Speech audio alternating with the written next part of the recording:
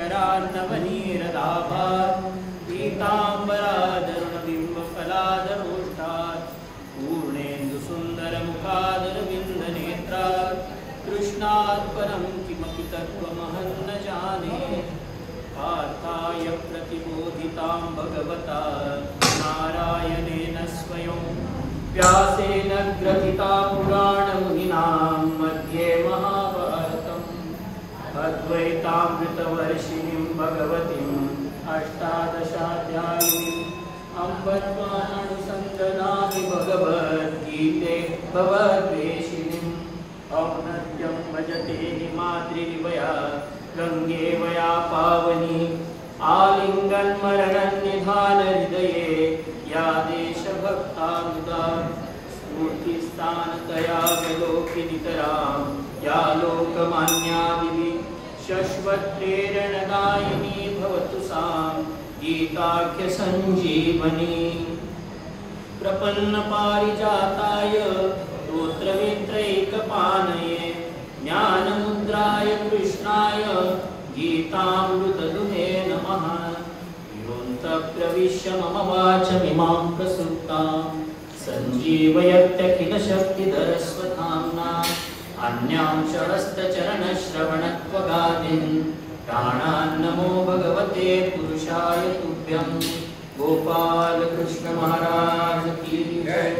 सदा प्रभुपदामरी निज समर्पिली सेतनु कथेत मनगोविले कमलमालिके सीजनु मुखातून जसा झरा सगुण भक्तीचा वाहतो समर्थ गणदास ते सततमी नमस्कारितो सुप्रसन्न समाधानी निश्चयी च दृढव्रती सोऽस्तु मे वरदो नित्यं वरदानंद भारती। ओम नमो भगवते श्री वासुदेवाय।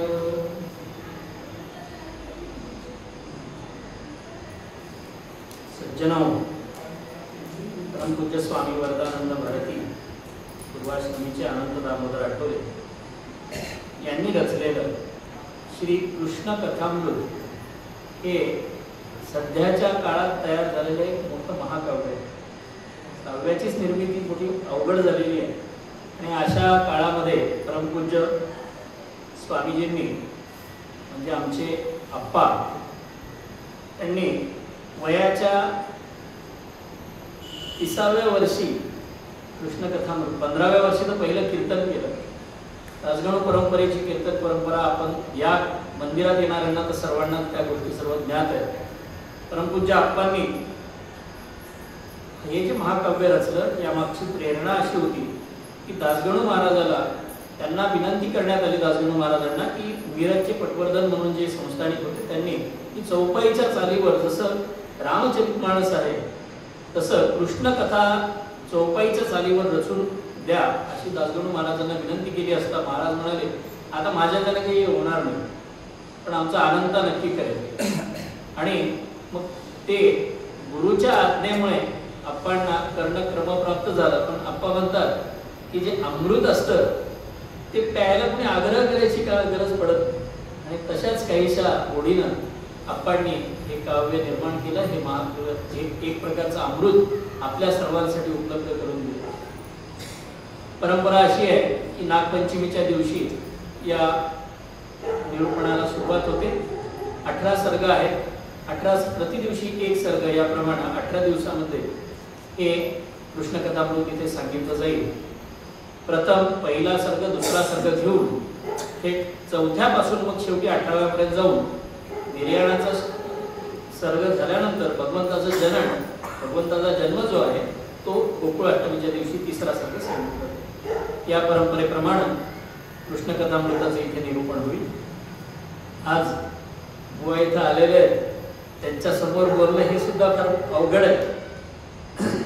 असो आशीर्वाद असू दे सर्वांना। अभिवादन करून सद्गुरु चरणी मी माझी सेवा रुजू करत आहे। ओम नमो भगवते श्री वासुदेवाय। सर्गस्थित्यंत कर्तारो भक्तिगम्यावगोचरो उमा महेश्वरो वंदे सत्कृपा सरिधर्णवो. जगताच्या तीन ज्या स्थिती सांगितल्या जातात, उत्पत्ती, स्थिती आणि विनाश. सर्ग स्थित्यंत कर्तारो भक्तिगम्यावगोचरो. या जगाच्या तीनही स्थितींना, उत्पत्ती, स्थिती आणि लयाला जे कारणीभूत आहे, जग ज्यांच्यातून निर्माण होतं, ज्यांच्या आश्रयानं राहतं आणि शेवटी ज्यांच्यामध्येच लोप पावतं, असे आणि ज्यांचं वर्णन करताना वेदाने सुद्धा नेती नेती म्हणले, ते केवळ आणि केवळ भक्ती गम्याव गोचरो. फक्त भक्तीलाच कळतं. आणि ज्यांचा पार असं म्हणतात ना, की एखाद्या गोष्टीचा पार लागत नाही, भगवंताचा पार ज्ञानानं नाही तर भक्तीनं आधी लागतो. अशा उमा महेश्वरांच्या चरणी ते कसे सत्कृपा सरिधर्णवो. कृपेची, कृपारूपी जलाची नदी अशी माता पार्वती आणि कृपारूपी जलाचे सागर असे भगवान शंकर, अशा त्या उमा महेश्वरांच्या चरणी मी नमस्कार. या पूर्ण कृष्णकथामृतामध्ये भगवान कृष्णाची कथा सांगितली जात असताना परमपूज्य अप्पांनी पहिला जो नमनाचा श्लोक आहे तो भगवान शंकराचं नमन करण्यासाठी तयार केलेले आहे. आणि पुढे अप्पा म्हणतात की आता कुठल्याही नमनाला सुरुवातीला आरंभी ज्याची पूजा करायची त्याला त्याचं वंदन करणं तितकंच आवश्यक आहे. विद्यानिधी वरद संकटराशिनाशी बुद्धी प्रकाशत से स्मरता जयासी. ज्याच्या कृपे सकल इच्छित पूर्ण भूय त्या श्री गणेश चरणी प्रणती मदीय. विद्येचा निधी वरद नावातच आहे आणि वरद असल्यामुळेच कदाचित संकट भय राशीनाशी, संकटांचे राशी जरी असल्या तरी त्यांचा नाश करतो. आणि ज्याचं केवळ स्मरण जरी केलं तरी तुमच्या बुद्धीला प्रकाश मिळतो, म्हणजे बुद्धीला एक प्रकारचं तेज प्राप्त होतं. आणि केवळ तो वरद असल्यामुळेच ज्याच्या कृपेनं तुम्ही जे जे इच्छा कराल, जे जे त्याच्यासमोर मागणं मागाल, ती इच्छा तात्काळ पूर्ण करणारा अशा त्या श्री गणेशाच्या चरणी मी साष्टांग नमस्कार. विलास तव शारदे म्हणती काव्य जाते जन, महाकविहृदी तुझे असत सर्वदासन. नये तरस वाङ्मया प्रति तुझा प्रसादा विना, सरस्वती तुला सो मम पुन्हा पुन्हा वंदना. शारदेचा विलास म्हणजे शारदेनं केलेली सहज हालचाल, मातंग कन्या मनसा स्मरण.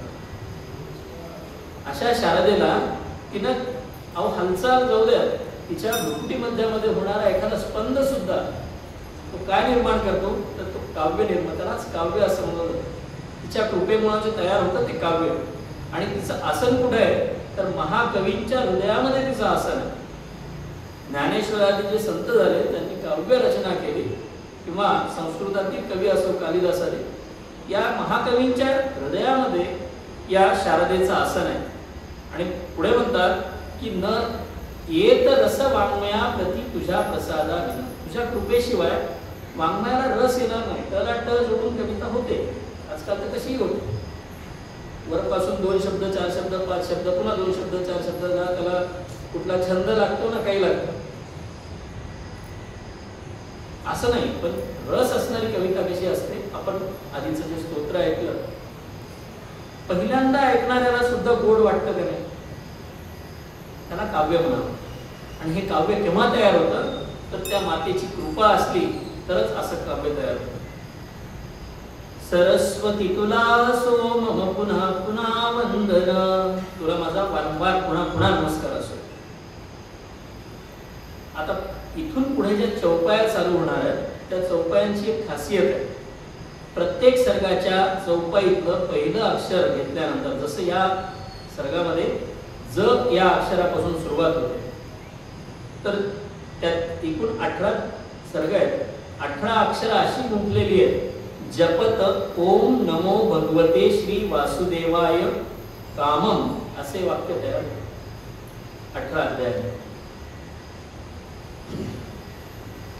जगदीशा हरि हे सुख कंदा भीमा तटवासिया मुकुंदा जय परमेशा जय विनाशा तव चरणांची मजसी आशा लभ्यन जे पदयती तपीते मन त्याची इच्छा करीते वेडेपण हे कळते मजसी संत वचन परिदे धीरासी. हे जगदीशा हे विमातटवासिया मुकुंदा हे परमेश्वरा तुझ्या चरणापाशी एकच आशा आहे. काय?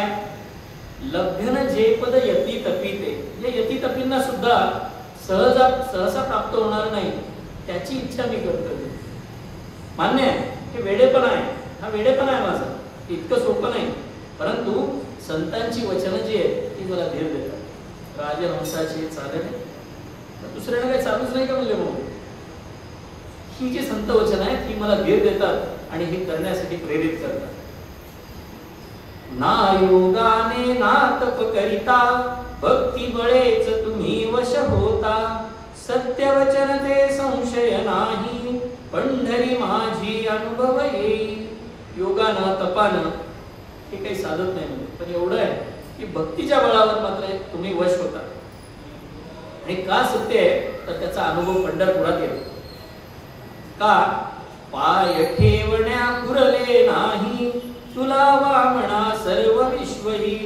पुंडलिकाच्या एक विटेवर तोच विठोबा तू होशी स्थिर. वामन अवतारामध्ये तुला पाय ठेवण्यासाठी हे ब्रह्मांडही पुरलं नाही. 3 पावलामध्ये तू सगळं व्यापून टाकलंस. पण इथं पुंडलिकाच्या एका विटेवर युगे 28 विटेवर उभा अजून उभाच आहेस म्हणून, आणि दोन्ही पाय मावले तुझे दिले. अनंत रूपा मग हृदयी मम निवास दुष्यक नाही. हृदयही माझे कठीण विटे सम आळपुरी वैतुकी ही जय हरी सुख कंदा. रूपक मानलंय आपण वीट आणि हृदय. वीट कशी असते? कठीण असते. तू कठीण विटेवर उभा राहू शकतोस. माझ्या हृदय तर त्याच्यापेक्षा कठीण आहे म्हणजे तू तिथं नक्कीच उभा राहू शकशील. अनंत रूपा मग हृदयी मम निवास दुष्यक नाही. माझ्या हृदयावर तुझं उभं राहणं काही अवघड नाही म्हणजे. तव पद देवा नसता हृदयी कृष्ण कथेची शुभ गंगाही. श्रवेल कोठून सांगा सांगा मला कोरडा ठेवून कागा.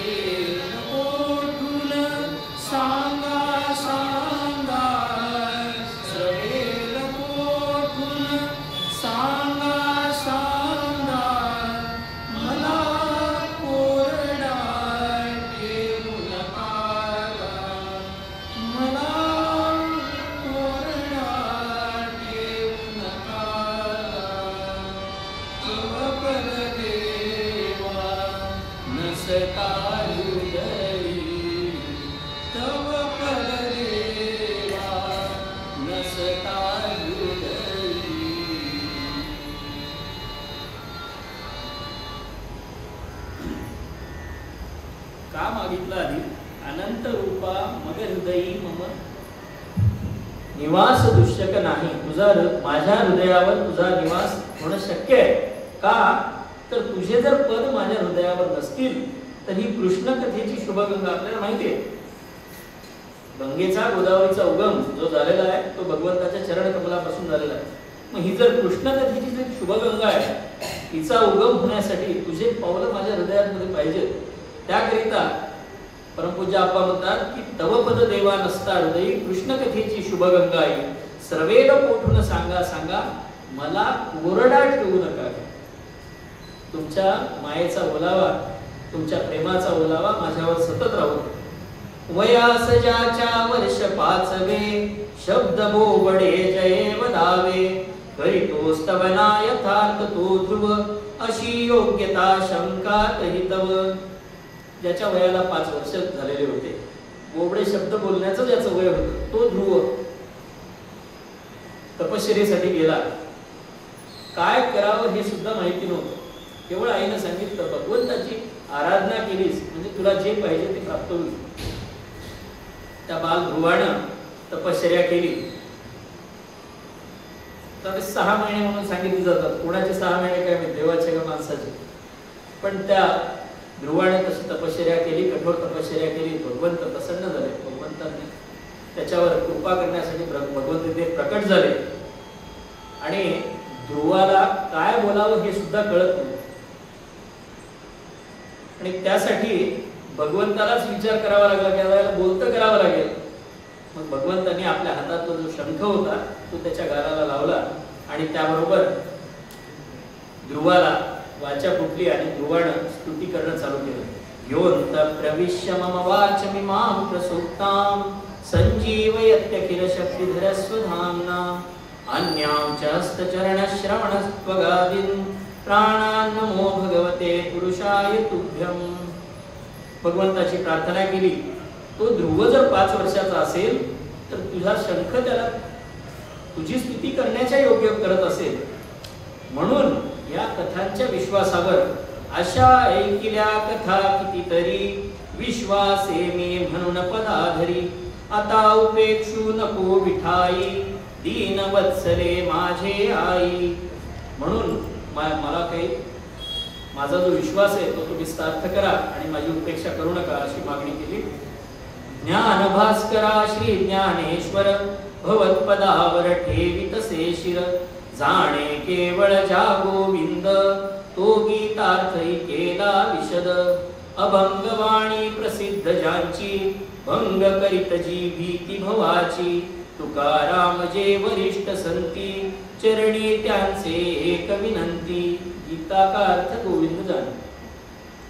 असं असताना आपण म्हणतो गीतेचं तात्पर्य जे काय माहिती होतं ते कृष्णालाच माहिती होतं. तितकंच ज्ञानेश्वरांना सुद्धा माहिती झालं. अशा त्या ज्ञानेश्वरांना माझा नमस्कार असो. परमपूज्य आप्पांनीच एका ठिकाणी त्यांच्या प्रवचनामध्ये एक विचार व्यक्त केला होता की भगवंतानं जर ज्ञानेश्वरी वाचलीच असेल नाही कशा भगवंतानं जर ज्ञानेश्वरी वाचली असेल तर भगवंतही म्हणले असतील ज्ञानेश्वरांना, ज्ञानेश्वरा मलाही हेच सांगायचं होतं, पण असं सांगता आलं नाही. अशा त्या ज्ञानेश्वरांना माझा नमस्कार असो. अभंगवाणी प्रसिद्ध ज्यांची भंग करीत जी भीती भवाची जया भंग नाही अशा त्या भंगा रचोनी सदा गाईले पांडुरंगा. जयाची विलाया त्रिलोकी अगाधू मना वंदितो मी तुकाराम साधू. अशा त्या तुकाराम महाराजांच्या चरणी सुद्धा माझी एक विनंती आहे.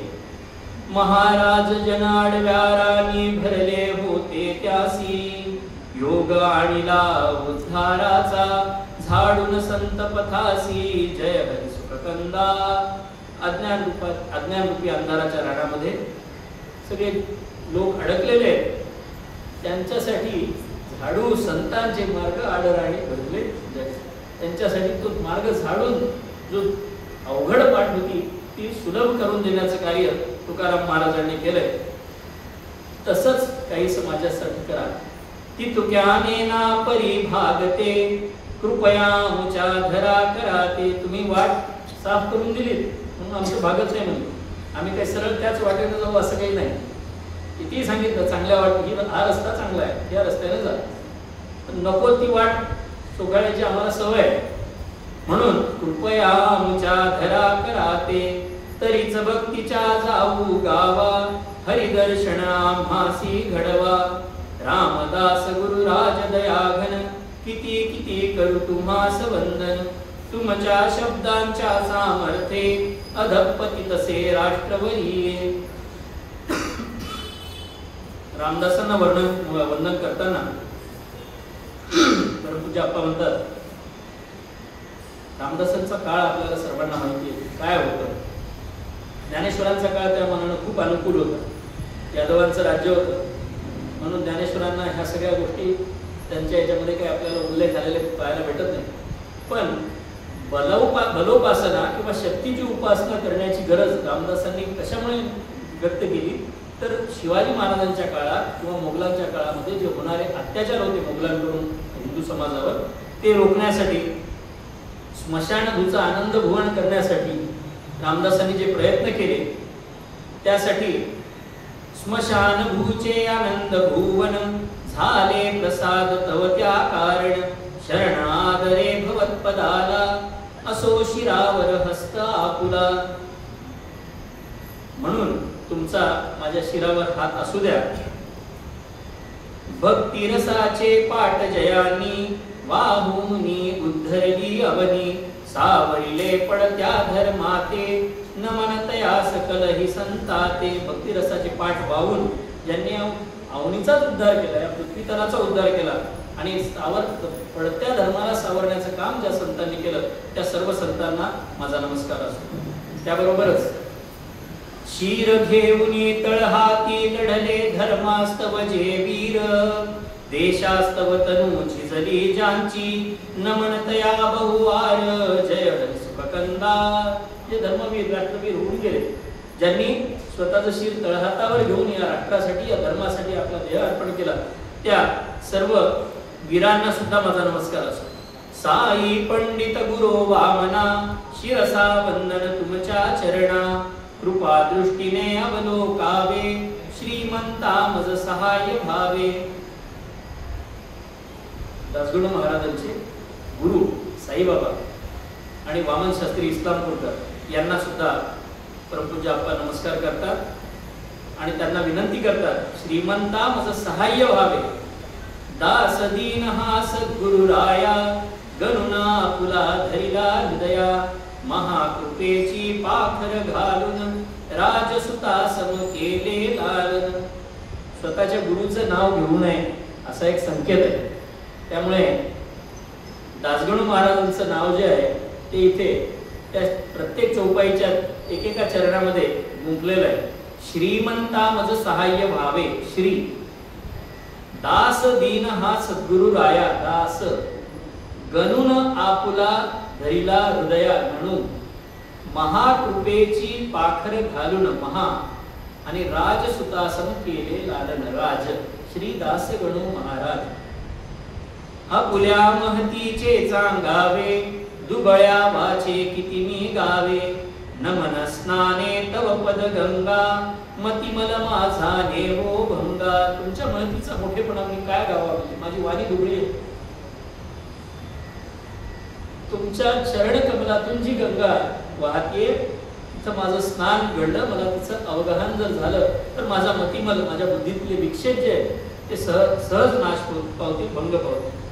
विनती चरणी जवळ असावे कृष्ण कथामृत हे वदवावे नुसते दाऊनी अन्न भागे बालकास भरवावे लागे. किती जवळीक आहे. म्हणजे नुसतं दाखवून चालतं का लहान बाळाला की हे अन्न आहे नाही खा. त्याला घेऊन त्याला मांडीवर घेऊन प्रेमानं त्याला एक एक घास मऊ करून भरवावा लागतो. तसंच काही समाजासोबत करा. म्हणजे माझ्या बाजूला बसा आणि माझ्याकडूनही कृष्ण कथामृत तयार करून द्या. कृष्णचरित हे मुळात मोठे अधिकची विचार करिता क्षितिज जसे का वाढत जाते उंच चढोनी बघता जय हरी सुखकंदा. मुळातच कृष्णचरित्र अतिशय मोठं आहे. अख्खा दशम स्कंद लागला भागवतावर तरी आटोपलं नाही. पुढे एकादश स्कंदामध्ये उद्धवाची गीता राहिलीच नाही. जसं वरवर चढत जाऊ आपण एखाद्या उंच पर्वतावर तर तिथून जसं क्षितिज अजून दूर दिसतं तसं जसं मी कृष्ण कथामृत रचायला जातोय तसं मला हे अजून मोठं होत जातं असं वाटतंय. मत्स्य नरहरी वामन भार्गव अथवा रावण हंता राघव अंश भाग असुनी विष्णूचे अपार आहे चरित्र त्यांचे. मत्स्य, नरहरी, वामन, परशुराम किंवा राम यांचं पूर्ण चरित्र, पूर्ण अवतार नाहीत म्हणजे हे अंश अवतार आहे, तरी देखील त्यांचं चरित्र इतकं मोठं आहे. मग हे श्रीकृष्णाचे पूर्णांशाचे चरित्र कसे मग गावे वाचे. पुन्हा देखवे प्रखर सारवी अंशही ज्याचा डोळे दीपवी. श्रीकृष्णाचं पूर्णांशाचं चरित्र कसं गाऊ म्हणले मी? अहो, ज्याच्या सूर्याच्या प्रकाशाचा काही अंश पृथ्वीवर पोहोचतो तो सुद्धा आपण साध्या डोळ्याने पाहू शकत नाही. मग त्याला अख्खा सूर्य कसा झेपावेल म्हणजे त्याच्या डोळ्याला कसं ते झेपत. कुंठित होती थोर थोर कवी कृष्ण कथा ती मी का गावी. शेषधरी कष्टे भूगोला इच्छित त्या उचलण्या विरोळा. तिथं थोर थोर कवी कुंठित होतात, त्यांची मती कुंठित होते की ही कथा कशी गावी. तसा शेषानं भूगोलाला धारण केलेलं आहे आणि मी म्हणजे विरोळा आहे, छोटासा साप आहे. शेष तर कितीतरी मोठा आहे. तसा पृथ्वी भार उचलण्याचा प्रयत्न मी करतोय. कृष्ण चरित्राची महती ती आणिक माझी कवित्व शक्ती. परस्परांची करिता तुलना खंडीलाही पुरी रतीना. आप्पांचं विनय, तुमच्या आप्पांसारख्या कवीने एवढं म्हणावं का? कृष्ण चरित्राची महती ती आणिक माझी कवित्व शक्ती. माझी कवित्व शक्ती काहीच नाही म्हणलं तुमच्या या चरित्रापुढे. कसं आहे, मापाचं उदाहरण दिलंय. खंडी म्हणजे 250 किलो जवळजवळ, आणि रती म्हणजे एक सगळ्यात छोटं माप, ते फक्त सोनाराच्याच कामाचं आहे. किंवा आयुर्वेदाचार्य जे असतात ते त्या रतीच्या मोजून तेवढंच औषध देतात, त्या दोघांच्या उपयोगी येतं. खंडी मात्र सर्वसामान्य. मग खंडी एवढी मोठी, त्या खंडी पुढे रती जेवढी असते तेवढं माझं आहे. म्हणजे तुमच्या पुढे माझी कवित्व शक्ती अक्षरशः खंडी पुढे रतीच्या बरोबरीची. असून याची पुरती जाणीव हाव कथेची धरली. याची जाणीव आहे मला, पण मी हाव धरली आहे कथेची. का? तेनच अभिमाने मोमजसी भाग गोष्ट ही झाली जय हरी सुखकंदा. आता हे का भाग झालं मी सुरुवातीला जे सांगितलं ते आपण इथे वर्णन करताय. श्री नारायण राव भूपती पटवर्धन वंशीय सन्मती हृदय रत्न जे सती उमेचे शासन करी जो मिरजपुरीचे आग्रह मजतो करी नरपती चौपाईच्या चालीवरती कृष्ण चरित्रा करणे गायन श्री तुलसी जेवी रामायण. नारायणराव पटवर्धन हे मिरजचे राजे होते. त्यांनी दासगणू महाराजांना विनंती केली की चौपाईच्या चालीवर कृष्ण चरित्र रचून द्या. नाही म्हणणे शक्य न मजसी कृतघ्न भावे कसे तयासी. या राज्याच्या अन्नावरती पूर्वज माझे जगले असती. त्यातून अनेक पुन्हा असेना पिता करीजे तृप्त तत्क्षणा. अमृत प्यावया सुमधुर असले पराग्रहाचे कारण कसले. ले माझे पूर्वज जे ते मिरज संस्थानिकांच्या आधारावर त्यांच्या आश्रयानं राहिलेले, म्हणून त्यांना नाही म्हणण्याची काही माझी ताकद नव्हती. पण हे तर असू द्या म्हणले. पिल्याबरोबर ज्याला माणूस तृप्त होतो, पिता क्षणी तृप्त होतो. पिता करीजे तृप्त तत्क्षणा, ताबडतोब. अशा अमृताला पिण्यासाठी कोणी आग्रह करण्याची गरज आहे का? म्हणून मी तयार झालो. वत्सा म्हणून वदती गुरुवर घे मम कार्य शिरी हे. आज्ञा कैसी मोडू यास्तव धजलो मदहानो हे जय हरी सुखकंदा. गुरुवरांनी माझ्या दासगणू महाराजांनी सांगितलं, वत्सा हे माझं कार्य आहे, ते तू तुझ्या शिरावर घे आणि पूर्ण कर. त्यांची आज्ञा कशी मोडू यात माझा गर्व नाही. म्हणजे त्यांची आज्ञा मोडायची नाही म्हणून मी हा प्रयत्न करतो. पावन करीजे नुसते स्मरता यत् स्पर्शे ये मोक्षची हाता. अशा जानवी जली नहाने पुन्हा सहसते नको मनाने. गंगामाय स्पर्शानं पावन करते. नव्हे नव्हे तुम्ही जिथं बसलेला आहात तिथून नुसतं गंगा गंगा म्हणलं तरी तुम्हाला पावन करते. अशी ही कृष्ण कथेची जी गंगा आहे तिच्यामध्ये नाहायला जर भेटत असेल, सचेल स्नान करायला भेटत असेल तर ते कुणाला नको आहे. तसेच या श्री कृष्ण कथेसी अवगाहनये मम भाग्यासी. इच्छित तेची चालून आले पूर्व पुण्य जणू मूर्त उदेले. माझं काहीतरी पूर्व पुण्य असेल म्हणून हे माझ्या भाग्यात आलं. कृष्ण कथेचे असंख्यात गुण एकच त्यातील करीतो वर्णन. कृष्ण कथेला असंख्य गुण आहेत पण त्यातला एक गुण सांगतो म्हणले की कशामुळे हे करावं वाटतं. दुर्लभ जी शांती तराते ती या योगे खचित लाभते. जी शांती दुर्लभ आहे ती या कृष्ण कथेच्या योगानं खचित लाभतेच, गॅरंटी. ब्रह्मनिष्ठ बुद्धीचा सागर ज्ञान नदीचा जणुका दिनकर. व्यास महर्षी रचुनी भारत धर्मादी पुरुषार्थ विवेचित. लिहिली नाना पुरी परी पुराणे नवरस मंडित विस्ताराणे. 4 भाग केले वेदांचे सार काढिले उपनिषदांचे.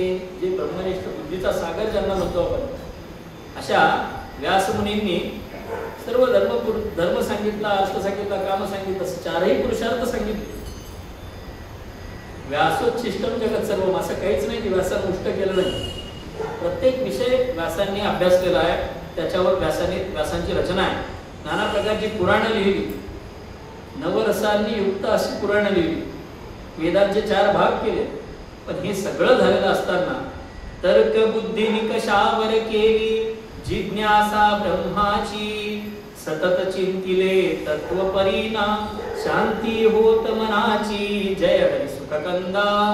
ब्रह्माची जिज्ञासा केली, ब्रह्मसूत्र रचली, परंतु त्यांना त्यांच्या मनाची शांती काही त्यांना लाभत नव्हती. मग त्यांनी नारदांना विचारलं, नारदा हे सगळं झालंय पण मला मनशांती केव्हा लागेल. अंती त्यासी कथती नारद शुष्क खले ना स्थिर हो पारद. दिव्य औषधी त्या स्थिर करीती तसेच चित्ता कृष्ण कथाची. नारद म्हणाले, अरे कोरड्या खलबत्त्यात पारा घालून तो काही स्थिर होत नाही. पारा स्थिर करण्यासाठी त्याच्यामध्ये कुठली ना कुठली ठराविक जी औषधी आहे ती घालावी लागते तर तो पारा स्थिर होतो.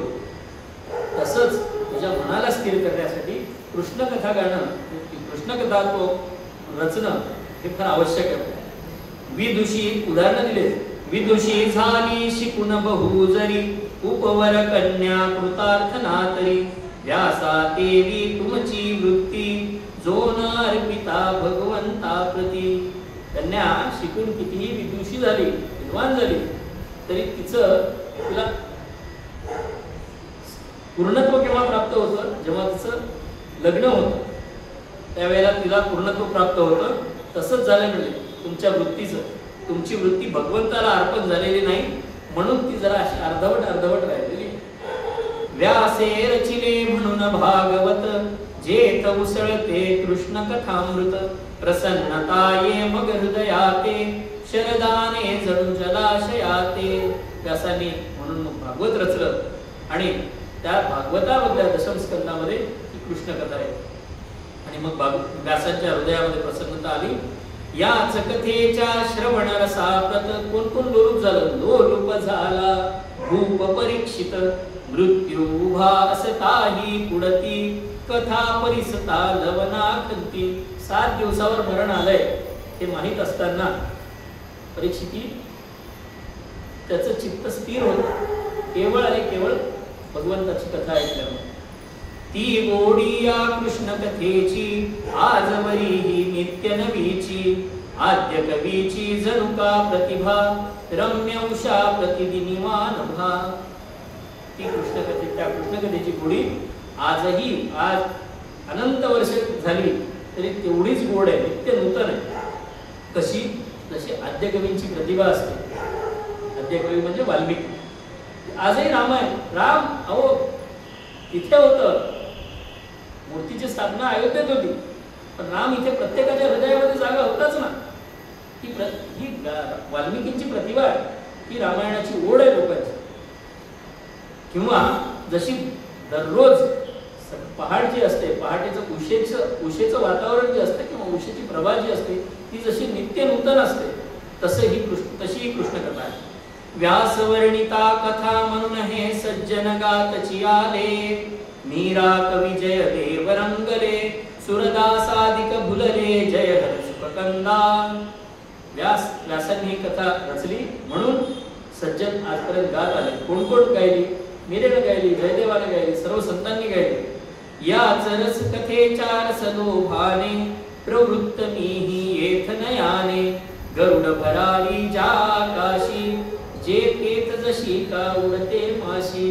आकाशात गरुड उडतो म्हणून काही माशीनं उडायचंच नाही का? म्हणून मी माझा प्रयत्न करतो. मौलींनी जसं म्हणलं राजहंसाचे चालणे भूतळी झाली अशा, तेच वर्णन आप्पांनी इथे गरुड भराडी आणि एका माशीच्या उदाहरणातून.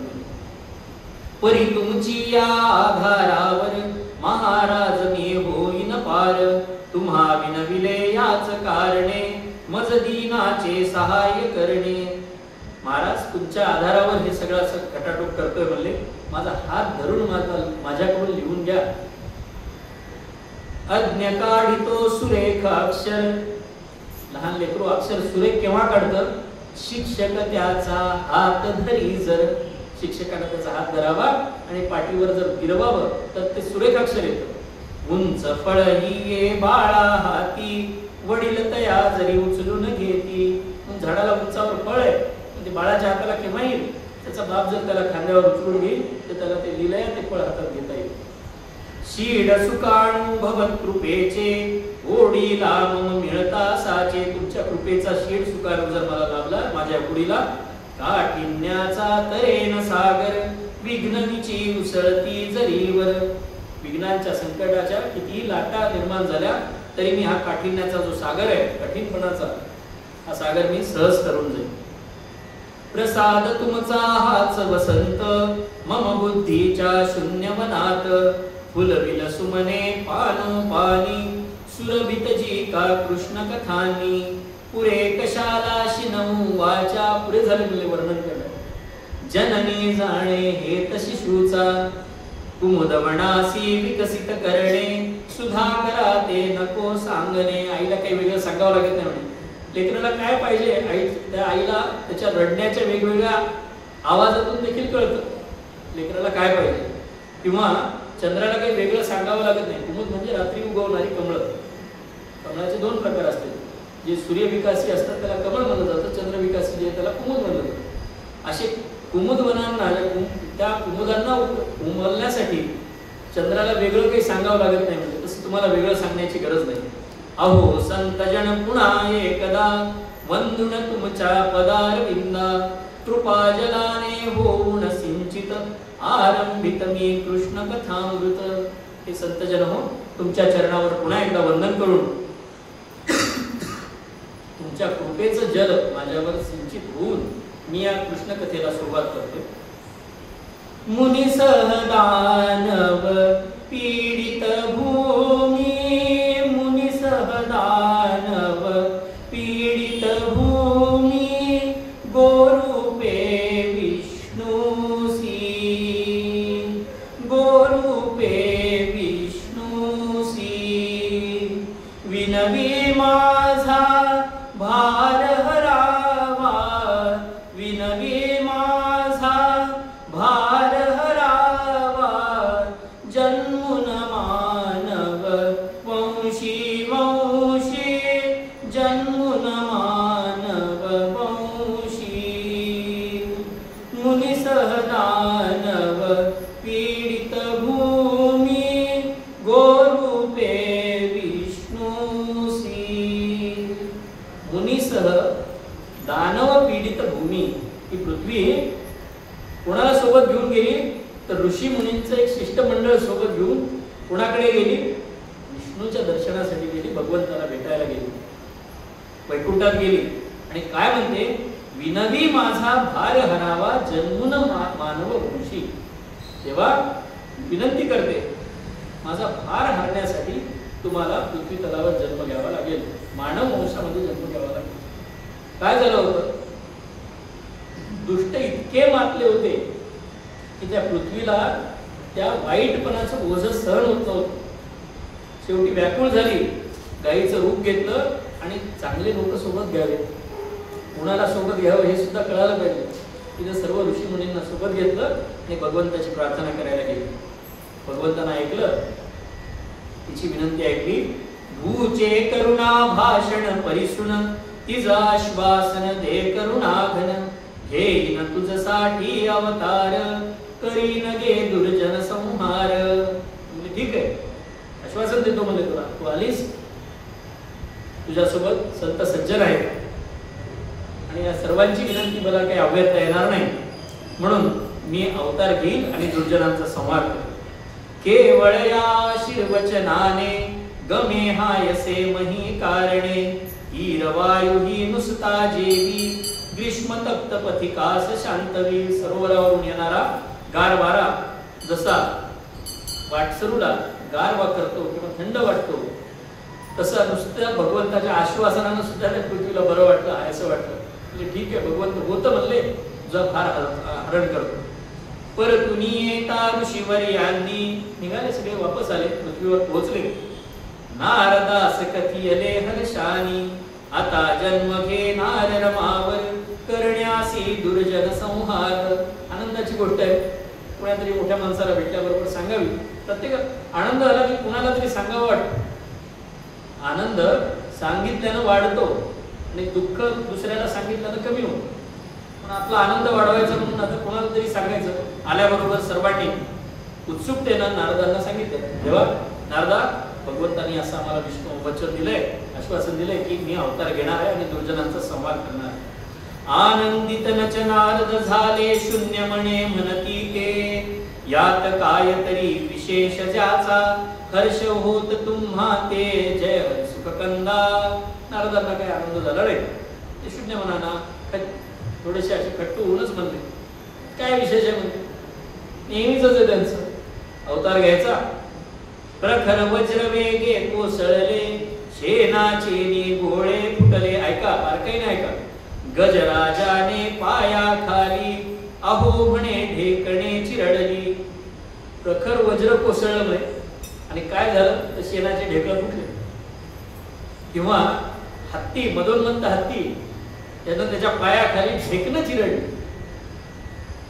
श्री सूर्याने प्रखर मयूखी काय सुकविणे नुसती डबकी. शंकर उघडी तिसरा डोळा तये म्हणे जळला पाचोळा. सूर्याच्या प्रखर उन्हानं डबके सुकावे. त्या पॅसिफिक महासागरासारखा एखादा महासागर सुकव, मग तुझं सूर्य पण कळेल. शंकर उघडी तिसरा डोळा, भगवान शंकरांनी तिसरा डोळा उघडावा आणि पाला पाचोळा जळून जावा. अशा शुल्लक गोष्टी होण्यासाठी आहे का? तसे हास्यास्पद हे तुमचे आश्वासन मज वाटत साचे. तुमचं आश्वासन मला असं वाटतं की भगवंताने जन्म घ्यावा आणि काहीतरी हातून मात्र गोष्टी कराव्या. कर्तुम शक्ती तयाने क्षुद्र दुष्ट वदन्यात वेचणे. कर्तुम अन्यथा अशी ज्याची ख्याती सांगितली जाते त्यानं यावं आणि छुटूक पुटूक एका 2-4 राक्षस मारावे तर निघून जावं. हे काही त्याच्या योग्य त्याचं काम आहे का? जन्म सातदायाने धरिले आणिक नुसते दुर्जन बदिले. हेच जरी करणार पुन्हा तो म्हणेन जन्मा उगीच येतो. 7 जन्म घेतले म्हणले आणि नुसते दुर्जन मारले म्हणले, दुसरं काही केलं नाही. कशाला येतोस म्हणले जन्माला? त्याला सांगतो म्हणले की तू जन्मालाच येऊ नको. कथितो त्यासी जाऊन आता कशास हे श्रम करिसी. शस्त्र वैद्यका थोर पाहिजे साधारण काट्यासी. जय सुखकंदा. पायात काटा मोडलाय म्हणजे फक्त, आणि सर्जन लागतो का त्याला काटा काढायला? त्याला काही गरज नाही म्हणजे शस्त्रक्रिया करणाऱ्याच्या एखाद्या शस्त्रवैद्याची काही तिथं गरज नाही. तिथं काट्यानं काटा सुद्धा काढता येतो. एवढं काही येण्याची, तुम्हाला इथं श्रम करून येण्याची, मोठेपणा करण्याची काही गरज नाही. म्हणजे आमच्या उपकाराचं ओझं खूप करता येतं. असे ऐकदा नारद भाषण बघतची बसले नुसते मुनिजन. फार कठोरांच्या हेतूची सामान्य ते होईल कैची. नारदाचं भाषण ऐकलं त्यांना या सामान्य लोकांना वाटलं असं का बोलायला लागले उलट. भगवंतानं वचन दिलं, भगवंतानं आश्वासन दिलं आणि हे म्हणतात की असं काय येऊन काही उपयोग होणार नाही. यज्ञयाग निर्विघ्नपणाने पार पडोनी त्याच बळाने. सुख मिळवावे स्वर्लोकीचे परम साध्य हेच तयाचे. ऋषी मुनींचं साध्य काय होतं? स्वर्ग सुखाच्या अपेक्षेनं यज्ञयाग करावे. माऊलींनी म्हणल्याप्रमाणे त्या यज्ञाच्या शिड्या स्वर्गापर्यंत लावाव्यात आणि स्वर्ग गाठावा, एवढी एक साधारण अपेक्षा बिचाऱ्यांची. त्यांना हे काही नारदाचं बोलणं जे ते पटलं नाही. सकाम कर्मामध्येच रमती सदा वासना वसते चित्ती, असे लोक कोठून जाणती निरीच्छशी निरुपाधिक भक्ती. आपल्याला सुद्धा आज प्रश्न पडण्यासारखा आहे. यायला देव तर येऊ द्या ना, नारदाला काय मध्ये आडपाटा करायची गरज आहे? कारण आपण इथं आल्यावर तेच करतो. देवा सगळं चांगलं करा, मी फक्त एक नमस्कार करतो, तुम्ही माझं सगळं चांगलं करा. सगळं गुत्त द्यायला आपण त्याच्यावर तयार आहे. कारण आपली वासना आहे, त्याच्याकडे काही ना काही मागण्यासाठी आपण येतो. निरीच्छ निरुपाधिक भक्ती जी आहे ती कळण्यासाठी नारदासारखंच हृदय लागतं, नारदासारखंच व्यक्ती लागतं. वात्सल्याची कामविहीना शिशुसयावी कशी कल्पना, आईची की गरज भासते स्तनपाना पुरतीच जयाते. वात्सल्याची जी कल्पना आहे, काम विहीन वात्सल्याची जी कल्पना आहे, शिशूला येणार नाही. आई केव्हा कळते? आई केव्हा कळते? जेव्हा आईचं महत्व, आईची गरज, आई म्हणून गरज संपल्यावर कळतं. आई लहान लेकराला पाजते, त्याला पाजणं आहे ती आई, त्याला बाकी काही महत्व माहिती का त्याचं? पण जेव्हा आपल्या जीवनामध्ये आईची आई म्हणून असलेली गरज ज्या वेळेला संपते, त्यावेळेला खरी आईची किंमत तुम्हाला कळायला सुरुवात होते. असो, नारदांनी ठरवलं. नारद म्हणले जायचे, भगवंताची भेट घ्यायची आणि भगवंताला जाऊन हे सांगायचं. आणि नारद तिथून निघाले भगवंताला भेटण्यासाठी थेट वैकुंठात. हिमधर सुंदर गौर कलेवर नारद अरुणांबर धारी, हिमधर सुंदर गौर कलेवर नारद अरुणांबर धारी, छेडित सुस्वर विद्युत भास्वर वीणा श्रीवर भजन करी, ज्यांचे अंतर करुणा निर्भर उद्धरण्या नर भूवरचे, क्षीरसागरा जाई सत्वर मंदिर जे श्री विष्णूचे, हिमधर सुंदर गौर कलेवर नारद अरुणांबर धारी. हिमधर सुंदर, नारद कसे आहेत? एखाद्या हिमालयासारखे सुंदर, गौर कलेवर, पुढे पान आहे, अरुणांबर धारी. भगवान सूर्यनारायणाचा जसा रंग असतो तसं केशरी रंगाचं वस्त्र परिधान केलेलं आहे आणि विना छेडत छेडत भगवंताचं भजन करत करत, ज्यांचं हृदय कसं आहे, ज्यांचे अंतर करुणा निर्भर, कशासाठी? उद्धरण्या नर भूवरचे, या भूमीवरचे नरांचा उद्धार करण्यासाठी नारद भगवंताच्या जवळ आले. कुठे? तर क्षीरसागराच्या काठावर आले, जे भगवंताचं मंदिर आहे. कसा आहे तो क्षीरसागर? क्षीरार्णवतो अतिशय सुंदर सुवर्ण कलवालुका तटावर, नसे अंतना पारतदीय संस्कृत भाषेचे जणू वाङ्मय. हा क्षीरार्णव कसा आहे? अतिशय सुंदर आहे. सोन्याची वाळू आहे, वाळूचे कण जे ते सोन्यापासून तयार झालेले आहेत आणि त्याचा अंत आणि पार कोणाला लागलेला नाही. जसं संस्कृत भाषेचं वाङ्मय आहे, किती आहे, एवढं जाळलं त्यांनी, विद्यापीठाच्या विद्यापीठ जाळली तरी आज एवढं उपलब्ध आहे, म्हणजे किती असेल. तसं विस्तीर्ण असा तो क्षीरार्णव पसरलेला आहे.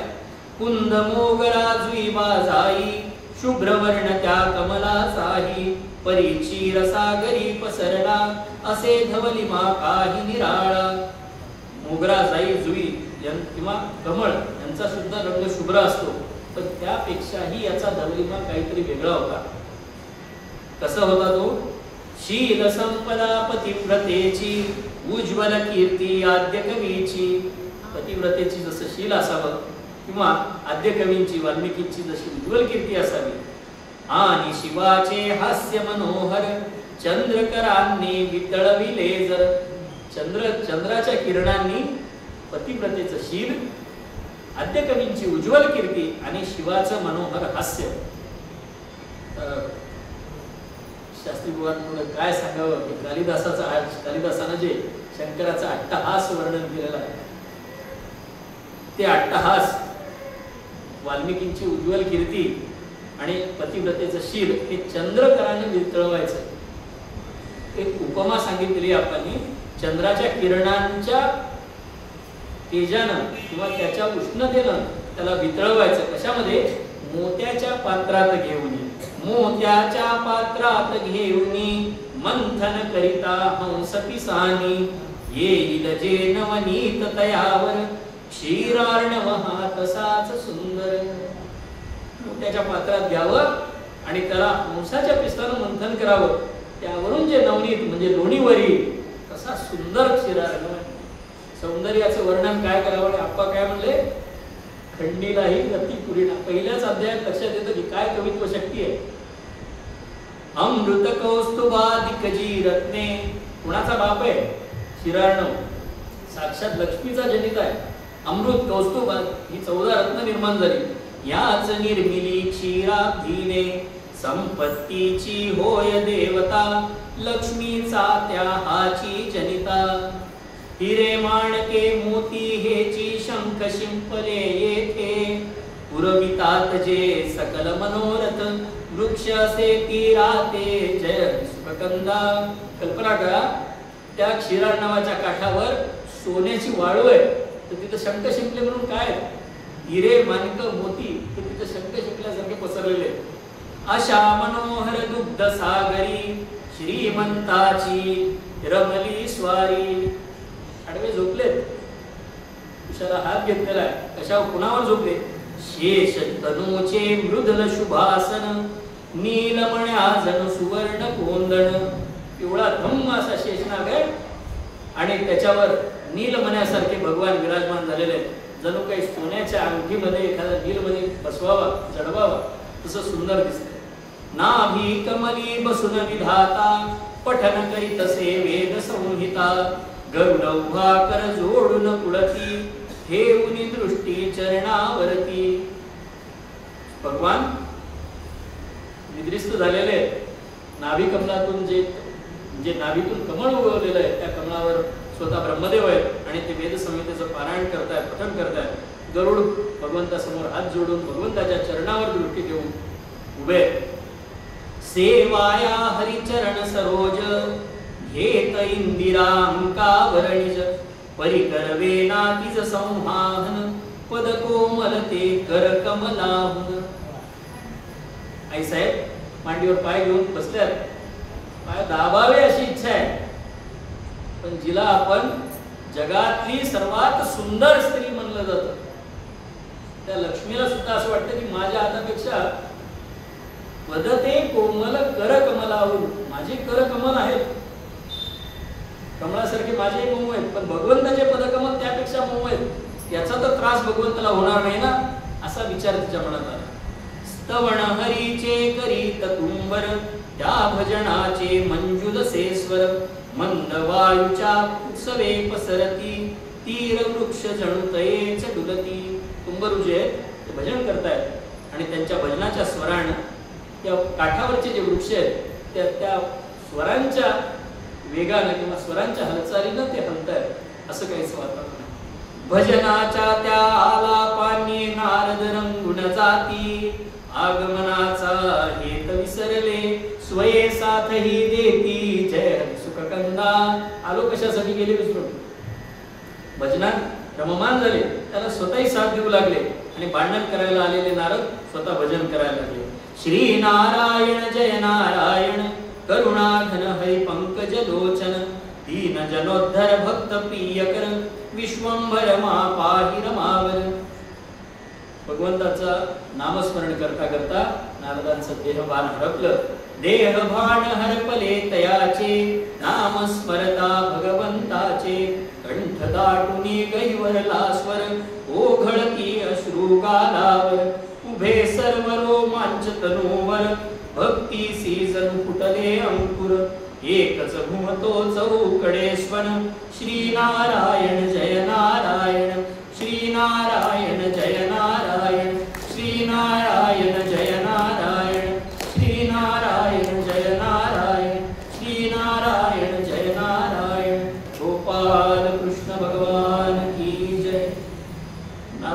अष्टसात्विक भाव दाटून आले, त्याचा कंठ गैमरला, त्याच्या गालावर अश्रू ओघळू लागले, अंगावर रोमांच उभं राहिलं, जणू काही भक्तीला अंकुर फुटले.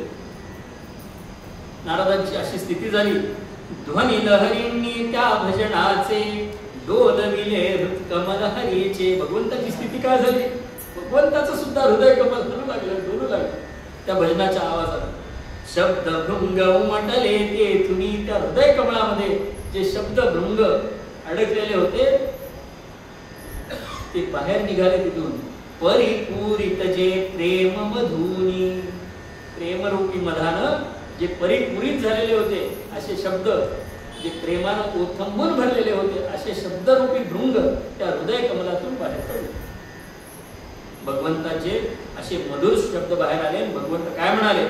सुस्वागत तव सो नारदा असशी कुशल न सांगे. हृदयवनाचा वसंत मज तू भेटलास की अंगे. जय सुखकंदा. नारदा तुझं स्वागत असो. माझ्या हृदयवनाचा वसंत आहे. आता खरी माझ्या इथं मोहर आला सगळ्या माझ्या या हृदयवनाला. स्निग्ध वचन ते घन गंभीर ऐकून नारद ये भानावर. जवळी येऊन नम्रपणानी मस्तक ठेविले श्री चरणी. ते स्निग्ध वचन घनगंभीर असा स्वर नारदाच्या कानावर आला आणि नारद भानावर आले, जवळ आले, भगवंताच्या चरणी मस्तक ठेवलं. भगवंताला उभ्या तसंच वरच्या वर नारदाला वर चारी हातानं आलिंगन दिलं. चहुहाते त्या दे आलिंगन प्रेम भराने श्री नारायण. पुरुषार्थानी जणो चारही भक्ती भाव हा धरिला हृदयी. धर्म अर्थ काम मोक्ष चारी पुरुषार्थांना भक्ती भावानं जसं आलिंगन द्यावं तसं भगवंतानं चारही हाताने नारदाला आलिंगन दिलं.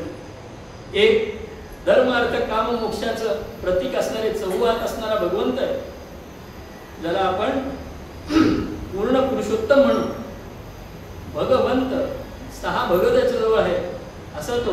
आणि भक्तीचं साक्षात रूप असणारा नारद समोर आहे. भगवंतानं चहू हातानं नारदांना आलिंगन दिलं आणि भगवंत म्हणाले, भक्त वरावद काय कारणे तू आमजकडे केले येणे. वदत नारद नारदा पंकज लोचन सहज नसे हे तुझे आगमन. अरे भक्तवरा, माझ्याकडे का आलास? काय कारण आहे? तू काही सहसा येणारा माणूस नाहीस, विनाकारण येणारा तर तू काही नाहीस. नारद सस्मित मुखे म्हणाले, देवा तुमच्यापासून काय लपलंय म्हणाले. उपकाराचे डोंगर झाले देवा तवा मुच्या शिरावर. याच कारणे आलो इथवर. भगवंताची आणि नारदाची किंवा नारदाची भगवंताशी असलेली जवळीक आहे. इतका हक्काने नारदच म्हणू शकले असते, भगवंता तुझ्या उपकाराचं ओझं झालं म्हणून आलो इथपर्यंत. का उपकाराचे झाले तरी ते ओझे हलके नसते. पुनर्जन्म घेऊन महीवर भरका घालिशी त्याचे. जय हरी सुखकंदा. ओझ उपकाराचं असलं तरी ओझच आहे. जे कापसाचं असलं तरी ओझच आहे ना, लोखंडाचं असलं तरी ओझच आहे. ते ओझ वागवावं लागतं ना. जसं उपकाराचं ओझ काही जड नसते असं थोडीच आहे. पुन्हा कशाला त्याच्यात भर घालतोस म्हणजे पुन्हा पुन्हा अजून येतो म्हणायचं म्हणजे आत्ताच निरोप आलाय म्हणजे तू येणारच, कशाला भर घालायला येतो पुन्हा अजून त्या ओझ्यात. नाश व्हावयाचा होणार उपकारांचा भार कुणावर. कोण करील हा बुडता धंदा घ्यावा ना अवतार मुकुंदा. तेव्हा म्हणजे नाश व्हायचा ते होणारच आहे आणि तुमच्या उपकाराचा वरून भार म्हणजे ते बुडता धंदा करायचा कोणा शिकवलं म्हणजे आम्हाला काय द्यायचं ते असते. थोडस मारो बेटो घाटा भयो घनो भयो. हा मारवाडी लोक सुरुवातीला घाटा झाला तरी घनो भयो म्हणतात, पण आम्हाला नाही चालणार. विस्मित होऊन देव म्हणाले भाषण तवन चमला कळाले. अवतारांचा हेतू तुझसी विदिता सोनी काहे वदसी. तो म्हणाले तू असं का म्हणायला लागला, मला काही तुझं बोलणं कळालं नाही. माझ्या अवताराचा हेतू काय तुला माहित नाही का? म्हणजे परित्राणाय साधना विनाशाय चतुर्था धर्म संस्थापनार्थाय संभवामी योगे असं माझं ठरलेलं आहे म्हणून. त्याच्यामुळे मला यायचं असतं. म्हणजे वा वा देवा, वा वा देवा मलाच म्हणता. वेड बळाने का पांघरिता सोपे निद्रित नर जागविणे. जागृत केवी जागा करणे. देवा काय वेळ पांगरायले म्हणजे पेडगावला चाललो. अहो झोपलेल्याला जागा करणं सोपं आहे म्हणजे. तुम्ही झोपेचं सोंग घेऊन बसले म्हणजे तुम्हाला जागा करणं मोठं अवघड आहे. सुज्ञ तुला सर्वज्ञ मानिती तरी न कळली काय परिस्थिती. तुला सर्वज्ञ मानतात म्हणजे सुज्ञ लोक तुला सर्वज्ञ मानतात आणि तुला परिस्थिती कळाली नाही. वैकुंठासी टाळे बसले नगर यमाचे गजबजलेले. तिथं अपार्टमेंटवर अपार्टमेंट उभ्या राहायला लागल्यात. त्यात 1 BHK भेटलं तरी तयार आहेत म्हणजे लोक तिथं राहायला नरकात. इतकी गर्दी झाली म्हणजे आणि तुझं सगळं वैकुंठ ओस पडलंय म्हणजे. इथं कोणी 100 रुपये स्क्वेअर फुट देतो म्हणलं तरी तुझ्या इथं राहायला तयार नाही म्हणजे यायलाच तयार नाही म्हणजे लोक. इकडं मात्र पेठावर पेठा बसायला लागलं. तुम्ही 7 अवतार घेतले किती तारिले सांगा. मत्स्य कुर्म वराह तिसरा जन्म फुका श्रीरंगा जय हरी सुखकंदा. 7 अवतार घेतले म्हणजे किती तारले. कशाला जन्म घेतला म्हणजे फुगाट.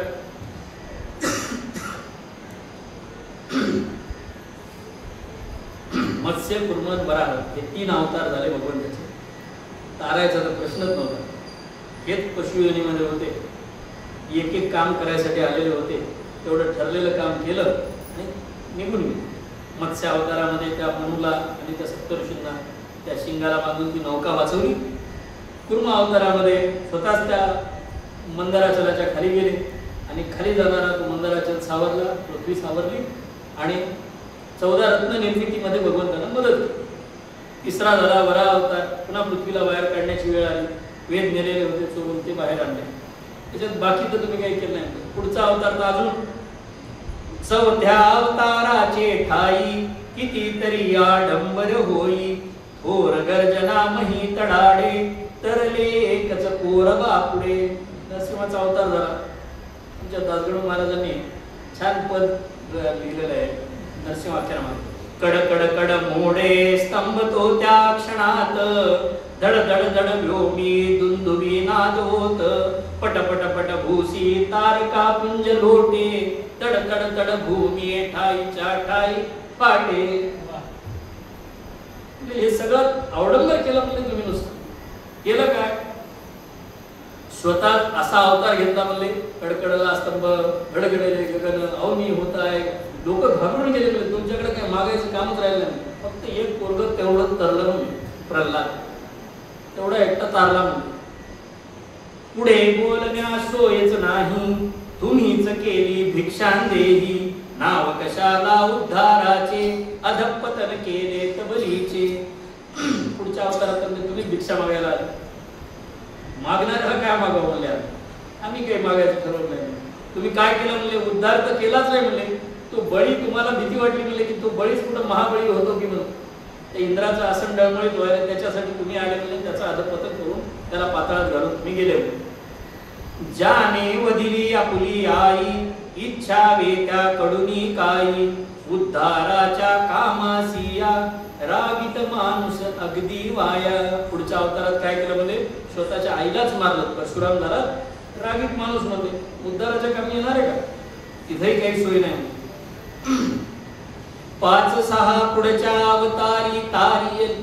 5-6 पुढच्या अवतारी तारियले नल अंगद शबरी.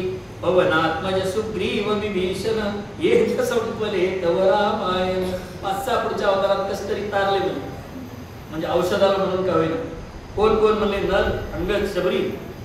पवनात्मज म्हणजे भगवान हनुमान आणि सुग्रीव आणि विभीषण. नल म्हणले संपलं म्हणजे तुमचं रामायण येतच. नारद कसं होते म्हणजे नारद खरं लिहिणारा पत्रकार होता. आजच्या अर्थ नाही म्हणजे कोण कुठं चाललंय इतकं रमवून सांगायला तितकं रमवून सांगायला की आज झालं लागले. त्याला सगळे अधिकार आजच प्राप्त झाले.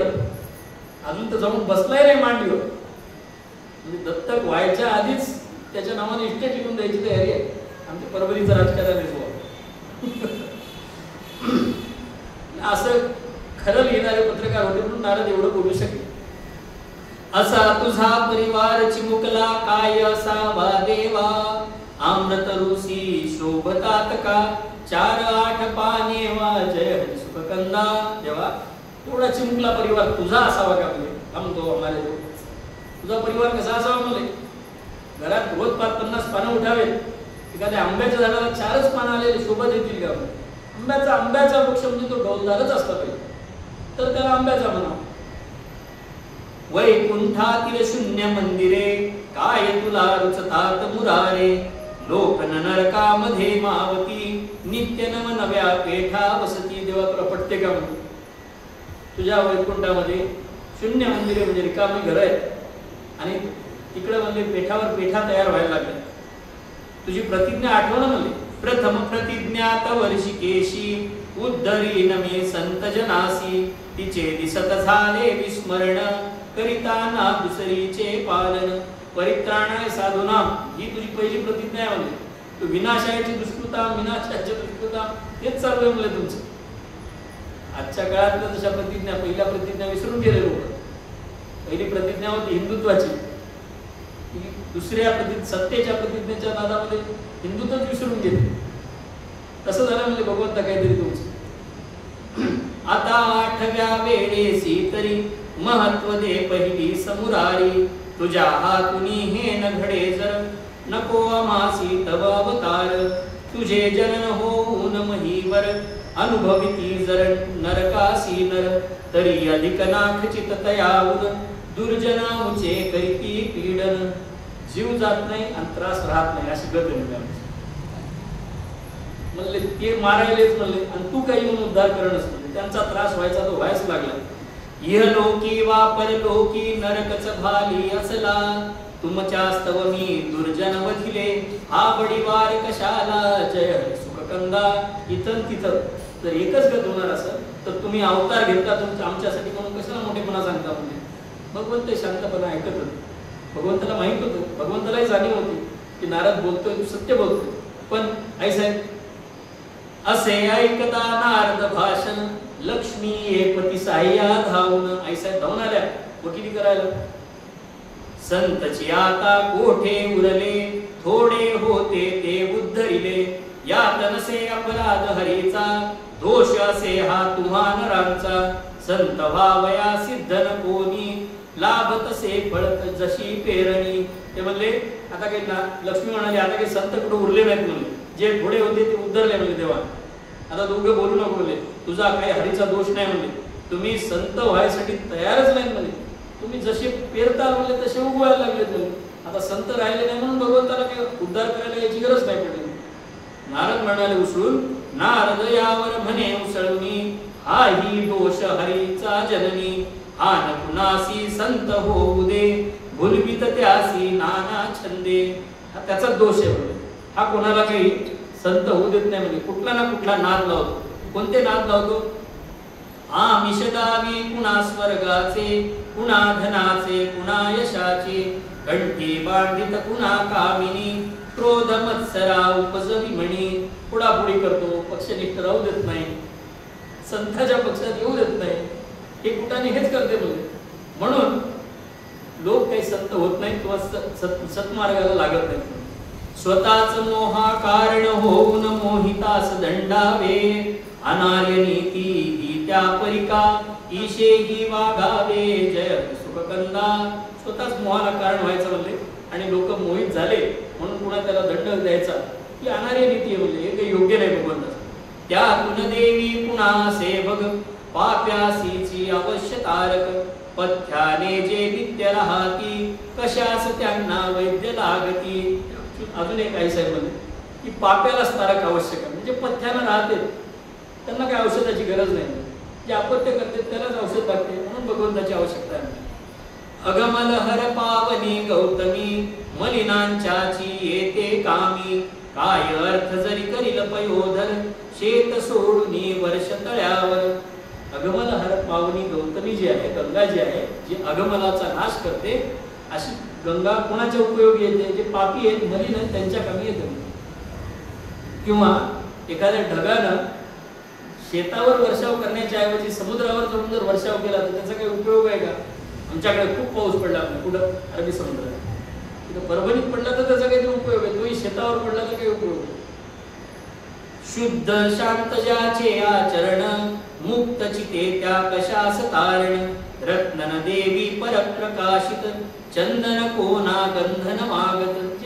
शुद्ध शांत अंतःकरणाचे आहेत, आचरणाचे आहेत, ते स्वतः मुक्तच आहेत. म्हणजे त्यांना काही वेगळं मुक्त करण्याची गरज नाही.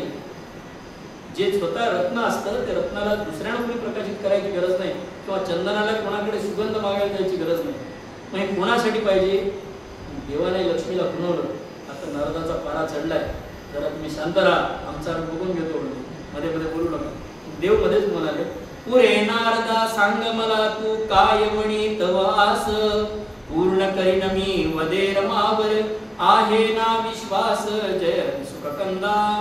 ठीक आहे, मी तुझी काय इच्छा आहे ती सांग, मी पूर्ण करतो, माझ्यावर भरोसा आहे का नाही? मग नारद म्हणाले, नारद गैवर द्या, भरोसा आहे का नाही? मुलावर पुरा भरवसा तुझा सेमज, म्हणून येथवर आलो आज, सर्व लोक देवा उद्धरणे, याहून दुसरे नसे मागणे, चुगल पोरवा चोर सोतो, परदारे सह अथवा रमतो, शरण पदा तव येता भावे, मागील दोष तुम्ही न बघावे. कोणी असो म्हणजे देवा, चुगलखोर असो, चोर असो, परदारे सह रमणारा असो, तुझ्या पायी आला की त्याचे दोष हरण करण्याची तुम्ही जबाबदारी घ्या. कसं? अघराशी ही असून तरावा, जो जो तुमचा म्हणविल देवा, गोदेला ये मिळण्या मोरी, घाण म्हणून ती नावेरी. गोदावरीला मिळेल प्रतिघटा, एकदा गोदावरीला मिळालं की गंगा चरित्र. तसं तुमच्या जवळ आला की त्याचा उद्धार व्हावाच नाही. मर्त्य जन्म तो मर्त्य शिक्षणा, ऐसे कथिले असे पुराण, सांग परी मजसी ऋषिकेशी, काय तू आशिक विले जनासी. मर्त्य शिक्षणासाठी, मर्त्य जन्म हा मर्त्य शिक्षण देण्यासाठी आहे. तू काय बोध केलास आतापर्यंत सांग मला, काय शिकवलंस लोकांना? प्रसंग येतो घडोघडीला, गाठ खलाशी प्रतिक्षणाला, धर्माधर्मी भ्रमितांतरे, तदा कुठे शोधणे तुला रे. उदात्त चरिताचा आदर्श, व्यवहारी नित नाकामास, चलन म्हणून काय चालले, मूल्यवान जरी रत्न जहाले. तुझ्या उदात्त चरिताचा आदर्श, राम अवतार म्हणजे मोठा आदर्श अवतार, पण रोजची आमची गरज तशी नाही रे देवा. आम्हाला रोजची अडचण फार छोटी आहे, म्हणजे तेवढ्या आदर्शांची गरज नाही. आम्हाला रोज उपयोगी येईल. व्यवहारी नित ना कामास, ते गोष्टी कामाच्या नाहीत, पण जे रोज म्हणून आम्हाला लागणार आहे ते ज्ञान आम्हाला सांग. रत्न किती मूल्यवान असलं तरी बाजारात घेऊन हे रत्न घ्या, कोथिंबीर द्या मला तर घेईल का पण? म्हणजे त्याचे पैसे करू ना, चिल्लर लागते मला. तसं काहीच ज्ञान आम्हाला द्या. उन्नत तव चारित्र्य असावे, प्रतिदिनी परिसंसारी, बोध तुझा पथदर्शक होवो, देवायावतारी, जय सुखकंदा. प्रतिदिनी तुझा बोध पथदर्शक हो, मार्गदर्शक हो, असा बोध काहीतरी करा. आणि कदाचित याच मागणीमुळे पुढे गीतेचा जन्म. 7 जन्म तव पूर्ण देवा, आता पूर्णावतार धरावा, लोकांनी हा सदा राहावा, 8वीत तव जन्म आठवा. लोकांनी सतत आठवावा असा काहीतरी जन्म घेऊन दे. प्रत्येकाच्या हृदयामध्ये तव भक्तीचा उदय होऊ दे. या अवताराचं वैशिष्ट्य काय असावं की प्रत्येकाच्या हृदयामध्ये तुझ्या भक्तीचा उदय होऊ दे. श्री नारायण जय नारायण, दुजेन कानी येवो याविन, सर्वांच्या पापाचा भार घेतो मी माझ्या डोक्यावर. नारदाचं खरं स्वरूप सांगतात, सर्वांच्या पापाचा भार घेतो मी माझ्या डोक्यावर. देवा तुम्हाला यायचं असेल ना म्हणले, मी सर्वांच्या पापाचा भार माझ्या डोक्यावर घ्यायला तयार. नको मला सुख नको मोक्षही, शतदा भोगिन गर्भवासही, पापांचा मज सर्व दंड दे, सुख आर्ताचे परी बघू दे. अशक्य जरी हे असेल सगळे, मिटवी देवा माझे डोळे. उडते हे जनक देखवे डोळा, तेव्हा माझे डोळे मिटव म्हणले. मी सगळं पाप सहन, पापाचा भार घ्यायला तयार आहे, सर्व पापांचा दंड सुद्धा भोगायला तयार आहे, पण तुम्ही खाली चला.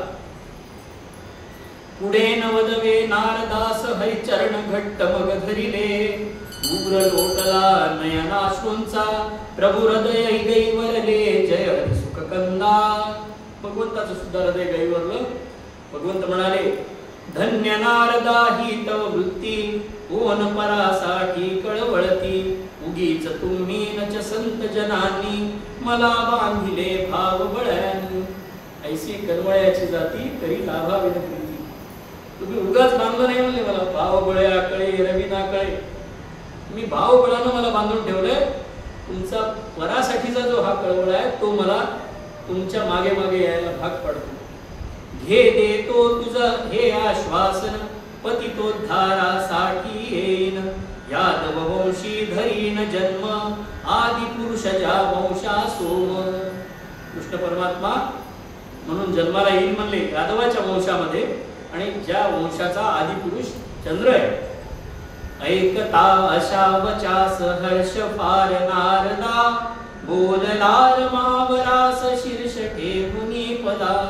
माय बाप तू खरा माप ताप वारिले, शांत शारसे मदीय अंतरंग रंगिले.